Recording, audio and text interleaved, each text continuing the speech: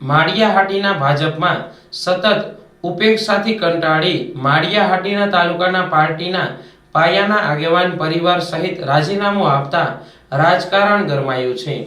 બચુભાઈ સિસોદિયા પોતે અને પરિવારના સભ્યોએ નગરપાલિકા, તાલુકા, જિલ્લા પંચાયત સહિતમાં વિવિધ હોદ્દાઓ પર જવાબદારી નિભાવી છે. પોતે ક્ષત્રિય સમાજમાં પણ આગેવાન હોય અને પુત્ર પણ હાલ તાલુકા ભાજપ ઉપપ્રમુખ પદ પર છે. આ સમગ્ર પરિવારે રાજીનામું આપ્યું છે. પાર્ટી દ્વારા સતત ઉપેક્ષા થતી હોય, પ્રજાના કામો થતા ન હોય, તેથી આક્રોશ સાથે રાજીનામું આપ્યું છે. હાલ ભાજપના પાયાના પથ્થર એવા આગેવાનો અને કાર્યકરોની કોઈ કિંમત ન હોય અને પ્રજાના કોઈ કામો થતા ન હોવાનો પણ આક્ષેપ કર્યો હતો. સૌને મારા જય માતાજી. આજ રોજ હું ભારતીય જનતા પાર્ટીમાંથી રાજીનામું આપું છું.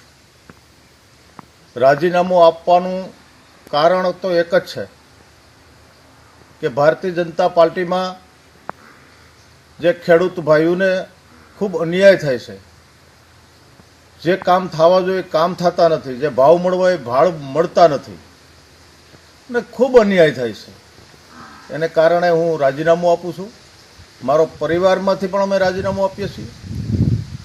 મારો દીકરો તાલુકા ભાજપના ઉપપ્રમુખ તરીકે છે, એ પણ રાજીનામું આપે.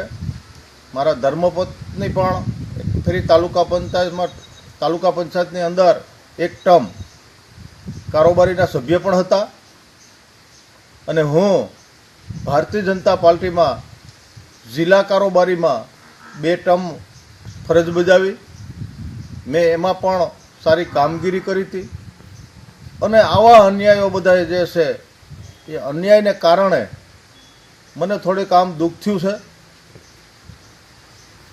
ખેડૂત ભાઈઓ અને હું ખેડૂત હોય અને ખેડૂતને અન્યાય થતો હોય એ મારાથી થોડુંક સહન ન થયું એટલે દુઃખ થયું. એટલે મેં રાજીનામું આપી દીધું અને ખૂબ રજૂઆતો કર્યું, ખૂબ બધાને કીધું હોય તે, પણ એમાં કોઈ સાંભળતું જ નથી અને કોઈ નોંધ લેતું નથી.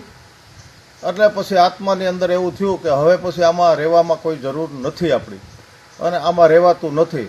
સારા માણસની અટાણે કોઈ પણ આમાં નોંધ છે નહીં અને સારા માણસને કોઈને આમાં રહેવાની જરૂરી નથી અને ખરેખર સારા માણસો હોય આમાંથી નીકળી જાય એટલા માટે એટલું સારું, નકર ખોટા પાપના ભાગીદાર થાય છે એવું મને લાગ્યું છે.